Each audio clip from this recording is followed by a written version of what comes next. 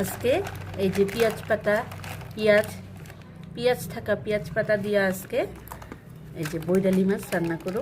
কীভাবে রান্না করি তোমরা দেখাবো। এইখানে আমি টমেটো দিয়ে দিলাম, কাঁচা লঙ্কা দিয়ে দিলাম, জিরার গুঁড়া দিয়ে দিলাম, ধনিয়ার গুঁড়া অল্প দিয়ে দিলাম,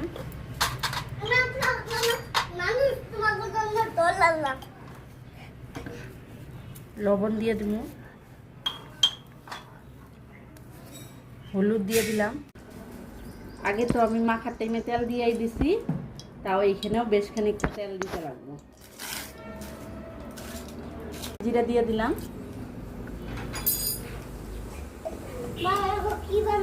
মাছগুলো দিয়ে দিব।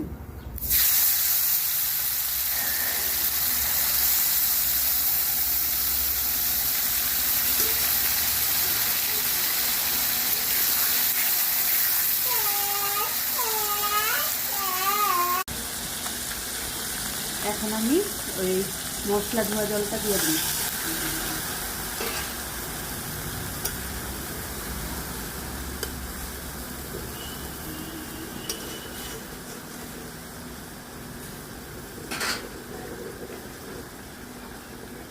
পেঁয়াজের কলিগুলো এখন দিয়ে দিই।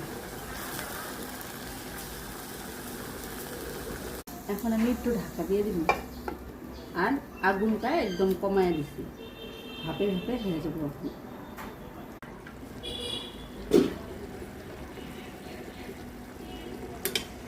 পেঁয়াজের কলিগুলা মানে পাতাগুলা আর পেঁয়াজগুলাও নরম হয়ে গেছে।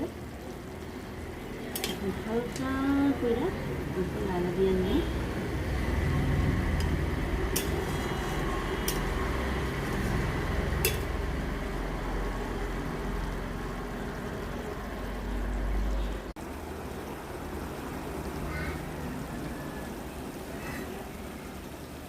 থাকবো। এখন আমি ধনিয়া পাতাটা দিয়ে নিতেছি।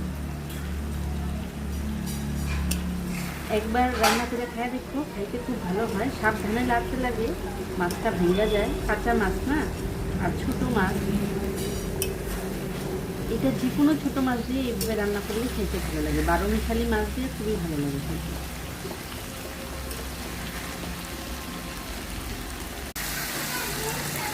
এখন এখানে আমি একটু কাঁচা করে দিয়ে নামায় দিই।